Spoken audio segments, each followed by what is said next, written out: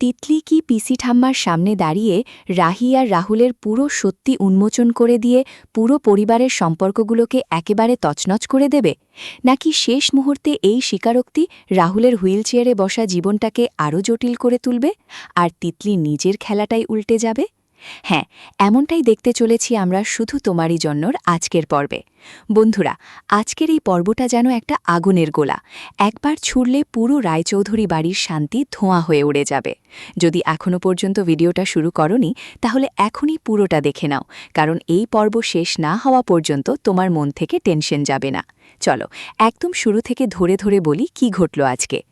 পর্বটা শুরু হয়েছে রাহুলের হুইল চেয়ারের সেই চেনা দৃশ্য দিয়ে। রাহুল বসে আছে চেয়ারে, শরীরটা এখনও অপারেশনের পর দুর্বল, কিন্তু মনের জোর অটুট। ও বলছে, আমাকে এক্ষুনি নিচে যেতে হবে, কিন্তু মিমো ওকে আটকাচ্ছে। ভাই, তুই আবার কোর্টে খেলবি, চাপ নিস না, বৌদি আছে, বৌদি সব সামলে নেবে। কিন্তু রাহুলের মাথায় শুধু তিতলির কথা। তিতলি নিচে গিয়ে কি করছে, কার সাথে কি বলছে, এসব জানতে ওর যেন আর তর সইছে না। এই দৃশ্যটা দেখে বোঝা যাচ্ছে রাহুল এখনও তিতলিকে নিয়ে কতটা চিন্তিত। অ্যাক্সিডেন্টের পর হুইলচেয়ারে বসে থাকলেও ওর মনে সেই পুরনো দায়িত্ববোধটা এখনও জেগে আছে। কিন্তু মিমো ওকে বোঝানোর চেষ্টা করে যাচ্ছে, তিতলির জন্য এখন আর নিচে যাওয়ার দরকার নেই, সবাই আছে। এদিকে রাহির বাড়িতে তখন একটা ভয়ঙ্কর আলোচনা চলছে। রাজীববাবু, সুজাতা, অনি সবাই বসে। অনি বলছে, আঙ্কেল, আপনি না গেলি তিতলিকে ওই বাড়ি থেকে বের করা অসম্ভব। রাজীববাবু প্রথমে রাজি হন না। আমি গিয়ে কি শুনব? আমি তো শিক্ষা দিতে পারিনি, শাসন করতে পারিনি। কিন্তু সুজাতা কাঁদতে কাঁদতে বলছে, আমার ছোট মেয়েটাকে সামলাতে পারছি না। অনি ওদের বোঝাচ্ছে, তিতলি যদি ওখানে একা থাকে তাহলে রাহি আর রাহুলের সম্পর্কটা আরও খারাপ হবে। তিতলি ইচ্ছে করে সিন ক্রিয়েট করছে, বাড়ির পরিস্থিতি নষ্ট করছে। শেষ পর্যন্ত রাজীববাবু রাজি হন। সুজাতা আর অনি সবাই মিলে তিতলিকে নিয়ে আসার জন্য রওনা দেয়। এই দৃশ্যে অনির ভূমিকাটা খুব গুরুত্বপূর্ণ। অনি যেন দুই পরিবারের মাঝে সেতু হয়ে উঠেছে। ও চায় না যে তিতলির জন্য রাহি রাহুলের জীবনটা এলোমেলো হয়ে যাক। কিন্তু পিসি ঠাম্মাকে দেখে ওরও ভয় করছে। পিসি ঠাম্মা যদি অনিকে দেখে ফেলে তাহলে নতুন ঝামেলা বাঁধবে।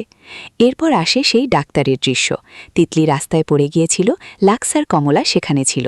লাক্স বলছে, আমি গাড়ি নিয়ে যাচ্ছিলাম, পাশ দিয়ে বেরিয়ে গেছিলাম, কিন্তু ততক্ষণে পড়ে গেছিল। ডাক্তার চেক করছে, প্রেশার ঠিক আছে, চোট লাগেনি, হয়তো স্ট্রেস বা না খেয়ে থাকার জন্য এমন হয়েছে। ডাক্তার বলে, রেস্ট নিলে ঠিক হয়ে যাবে, তবে যদি না হয় তাহলে আরও চেক আপ করাতে হবে। এখানে তিতলির অভিনয়টা একদম প্রথম শ্রেণীর। ও জানে যে অসুস্থতার নাটক করে পিসি ঠাম্মার বাড়িতে থেকে যেতে পারবে, কিন্তু পরিবার যখন আসে তখনই আসল খেলা শুরু হয়। রাহির পরিবার পিসি ঠাম্মার বাড়িতে পৌঁছায়।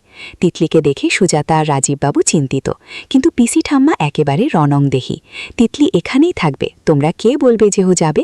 তিতলি তখন অভিনয় চালিয়ে যাচ্ছে, আমার শরীর খারাপ লাগছে, গলা গুলোচ্ছে, উঠতে পারছি না। রাহি আর অনি ওকে তুলতে চাইছে, কিন্তু পিসি ঠাম্মা বাধা দিচ্ছে। ও অসুস্থ হয়ে এসেছে, আমরা ওকে সুস্থ করে বাড়ি পাঠাবো। এই জায়গায় পিসি ঠাম্মার চরিত্রটা একদম জলজল করছে। উনি যেন বাড়ির কর্ত্রী, কারো কথা শুনবেন না, তিতলিকে নিজের মেয়ের মতো আগলে রেখেছেন। কিন্তু তিতলি যে অভিনয় করছে সেটা রাহি আর রাহুল খুব ভালো করে বোঝে। তারপর আসে সেই বড় মোড়। তিতলি হঠাৎ করে রাহিকে বলে, দিদি ভাই, তুই আমাকে ক্ষমা করে দে, আমি তোর সাথে অনেক অন্যায় করেছি। রাহি অবাক, ঠিক আছে, ক্ষমা করলাম, এবার বাড়ি যা। কিন্তু তিতলি থামে না, ও পিসি ঠাম্মার সামনে সব খুলে বলতে শুরু করে। পিসি ঠাম্মা, রাহুলের সাথে আমার বিয়ের কথা ছিল, কিন্তু দিদি সব জানত। রাহুল আমাকে বিদেশ নিয়ে যেতে পারবে না জেনে আমি রাগ করেছিলাম, কিন্তু দিদি আমাকে সেদিন কিছু বলেনি। পিসি ঠাম্মা তো একেবারে ফেটে পড়েন, একই কথা, তোমরা আমাকে ঠকিয়েছ, রাহুলকে লগ্নভ্রষ্ট করার জন্য এসব করেছ। তিতলি আরও বলে, আমি রাগে অভিমানে এসব করেছি, রাহুল আমাকে ঠকায়নি, দিদি সব জানত। এখানে তিতলির চরিত্রটা দ্বিমুখী হয়ে উঠেছে, একদিকে ক্ষমা চাইছে, অন্যদিকে পুরো দোষ রাহির ঘাড়ে চাপিয়ে দিচ্ছে। রাহুল চুপ করে শুনছে, কিন্তু ওর চোখে রাগ আর হতাশা মিশে আছে। রাহি চেষ্টা করছে সব সামলাতে, কিন্তু পিসি ঠাম্মা এবার রাহির ওপর চড়াও হয়েছেন। তোমার জন্যই রাহুল এই অবস্থায়। রাজীববাবু আর সুজাতা অসহায়।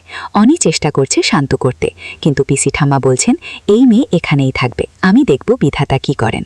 পুরো দৃশ্যটা এতটাই টেনশন ভরা যে চোখের পলক ফেলতে পারবে না। তিতলির অভিনয় দেখে মনে হচ্ছে ও সত্যিই অসুস্থ, কিন্তু ওর কথাগুলো শুনে বোঝা যাচ্ছে এটা পুরোপুরি পরিকল্পিত। ও জানে পিসি ঠাম্মার সহানুভূতি পেলে রাহুলের বাড়িতে থেকে যাওয়া যাবে। রাহুলের অ্যাক্সিডেন্টের কথা উঠছে, তিতলি বলছে ওটা দুর্ঘটনা, কিন্তু পিসি ঠাম্মা সন্দেহ করছেন। রাহুলের হুইল চেয়ারে বসা অবস্থাটা দেখে সবার মনে কষ্ট, আর তিতলি সেই কষ্টটাকে নিজের সুবিধায় ব্যবহার করছে। চরিত্র বিশ্লেষণ করলে দেখা যায় তিতলি আজকের পর্বে একদম মাস্টারমাইন্ড। ও নিজেকে ভিকটিম বানিয়ে সবাইকে ঘুরিয়ে দিচ্ছে। রাহি এখানে ধৈর্যশীল, কিন্তু ভেতরে ভেতরে ভেঙে পড়ছে। রাহুল নীরব যোদ্ধা, হুইল চেয়ারে বসেও পরিবারকে সামলানোর চেষ্টা করছে। পিসি ঠাম্মা হলেন আগুন, একবার জ্বললে সব পুড়িয়ে দেবেন। অনি আর মিমো সাপোর্টিং রোলে ভালো কাজ করেছে, কিন্তু রাজীব বাবু আর সুজাতার অসহায়তা দেখে মায়া লাগে। এই পরিবারে এখন দুটো দল, একদিকে রাহি রাহুলের সম্পর্ক রক্ষা করতে চাওয়া লোকজন, অন্যদিকে তিতলির নাটককে সমর্থন করা পিসি ঠাম্মা।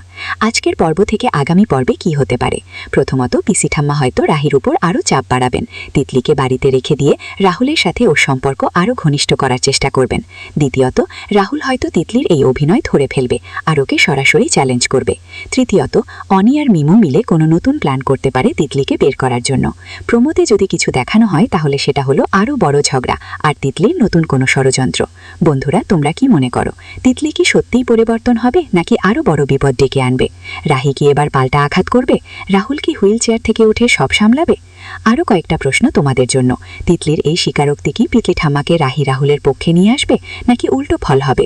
অনি কি শেষ পর্যন্ত দুই পরিবারের মাঝে শান্তি আনতে পারবে? রাহুলের অ্যাক্সিডেন্টের পুরো সত্যি কি বেরিয়ে আসবে এবার? কমেন্টে জানাও তোমাদের মতামত। কোন চরিত্রকে সবচেয়ে বেশি ভালো লাগলো আজকের পর্বে, তিতলির অভিনয় নাকি পিসি ঠাম্মার রাগ? বন্ধুরা, আজকের এই পর্বটা সত্যি হার্টবিট বাড়িয়ে দিয়েছে। তিতলির নাটক, পিসি ঠাম্মার আগুন, রাহুলের নীরব যন্ত্রণা, রাহির ধৈর্য, সব মিলিয়ে একটা পারফেক্ট ড্রামা। শুধু তোমারই জন্য এভাবেই প্রতিদিন আমাদের চোখের সামনে নতুন নতুন টুইস্ট নিয়ে আসছে। যারা এখনও চ্যানেল সাবস্ক্রাইব করোনি, এখনই করে ফেলো আর বেল আইকন প্রেস করো, যাতে আগামী পর্বের রিভিউ সবার আগে পাও। ভিডিওটা লাইক করতে ভুলো না, আর বন্ধু পরিবারের সাথে শেয়ার করো। তোমাদের একটা লাইক আর শেয়ার আমাদের আরও ভালো কন্টেন্ট বানাতে উৎসাহ দেয়। আগামী পর্বের রিভিউ নিয়ে আবার হাজির হব। ততক্ষণ ভালো থাকো, সুস্থ থাকো আর সিরিয়ালের সাথে থাকো। দেখা হবে পরের পর্বে। ধন্যবাদ সবাইকে।